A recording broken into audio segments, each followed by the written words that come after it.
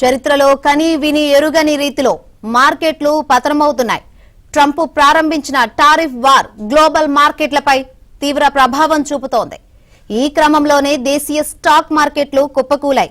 Early tradings లో blood bath కనిపిస్తోంది. గడిచిన సెషన్ తో పోలిస్తే సూచీలు భారీ నష్టాల్లో కదలాడుతున్నాయి. ప్రారంభంలోనే సెన్సెక్స్, నిఫ్టీ భారీ పతనానికి లోనయ్యాయి. మార్కెట్లు మొదలైన పావు గంటలోనే బీఎస్ఈలో 12 లక్షల కోట్ల ఇన్వెస్టర్ల సంపద ఆవిరైంది. రైట్, మార్కెట్స్ అయితే భారీ నష్టాలను చవిచూసిన పరిస్థితులు అయితే కనిపిస్తుంది. మనతో మాట్లాడేందుకు బిజినెస్ అనలిస్ట్ వివికే ప్రసాద్ గారు ఫోన్ లైన్ ద్వారా సిద్ధంగా ఉన్నారు. Good morning sir. Good morning అమ్మా. రైట్, మార్కెట్ చూసుకుంటే భారీ పతనానికి లోనైన పరిస్థితులు అయితే కనిపిస్తుంది. ట్రంప్ టారిఫ్ దెబ్బతో ఎక్కడైనా కరెక్ట్ అయ్యే అవకాశాలు ఏమైనా కనిపిస్తున్నాయా? కరెక్షన్ అనేది ఆల్రెడీ వచ్చేసిందమ్మా. ఇప్పుడున్న కరెక్షన్ ఏంటంటే ఒక రకంగా ధైర్యంగా ఉండి బ్రేవ్ హార్ట్స్ ఎవరిని ఉంటే కనుక గోల్డెన్ ఛాన్స్ కింద చెప్పాలి. ఎందుకంటే హిస్టారికల్ గా నిఫ్టీ ఇండెక్స్ కారణాలు కనుక ఏమీ లేకుండా, అంటే ఎలాంటిది కారణం ఉన్నా కానీ ఈ కారణం మూలంగా ఎక్స్పోర్ట్స్ మీదో ఇంపోర్ట్స్ మీద వచ్చే ఇబ్బందుల మూలంగా భారతదేశ ఎకానమీ అంతా చతికిలబడే అవకాశం లేదు, మూలనబడే అవకాశం అంతకన్నా లేదు.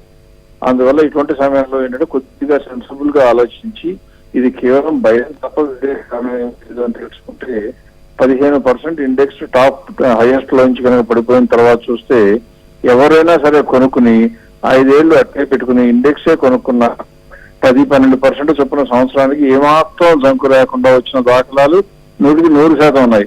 అంటే ఏం చేయాలి? ఇవాడు ఏం కొనాలో తెలియదు అంటే ఇండెక్స్ కొనుక్కోండి. ఏం కొనాలో తెలుసుకుంటానో కొద్దిగా గొప్ప సలహాలు ఇచ్చేవాళ్ళు ఉన్న కంపెనీలు కొనుక్కోండి. కొద్దిగా గొప్ప మార్పులు చేసుకుంటూ ఉంటుంటే నెక్స్ట్ 5 years అయ్యేటప్పటికి దాదాపుగా సంవత్సరానికి 20% వరకు చాలా తేలిగ్గా సంపాదించుకోవచ్చు. ట్యాక్స్ కూడా తక్కువ ఉంటాయి. అందువల్ల ఇది భయపడవలసిన సమయం కాదు, ఖచ్చితంగా జాగ్రత్త పడవలసిన అంశం. ఇవాళకి ఇవాళ కొనకపోయినా కానీ ఖచ్చితంగా ఇటువంటి అవకాశాలు ఎక్కువ సార్లు రావు అనుకోవాలి. కానీ ఈ అవకాశం ప్రపంచం యుగాంతం అయిపోతున్నట్లుగా భయపడటం అనేది పూర్తిగా అర్ధరహితం. అయితే కొత్తగా వచ్చే ఇన్వెస్టర్స్ కి ఇస్ దిస్ రైట్ టైం అంటారు? ఖచ్చితంగా రైట్ టైం అమ్మా. కాకపోతే ఏంటంటే చెప్పారు కదా, బ్రేవ్ హార్ట్ అంటే కొద్దిగా కొన్న తర్వాత రేపు పొద్దున్నే కనుక యూరోప్ కూడా నేను టారిఫ్ వేస్తానని, ఇంకేదన్నా కంట్రీస్ కూడా అలాగే టారిఫ్ మళ్ళీ వేస్తానని చెప్పడం, ట్రంప్ ఇంకా పెంచుతాను అంటే ఇంకా మార్కెట్ పడవచ్చు.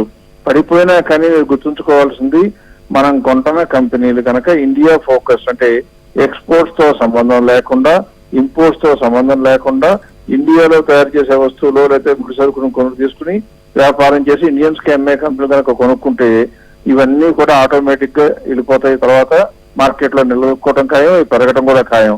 అందువల్ల మీరు చేసేది మంచి కంపెనీలు, లాభాలు ఉన్న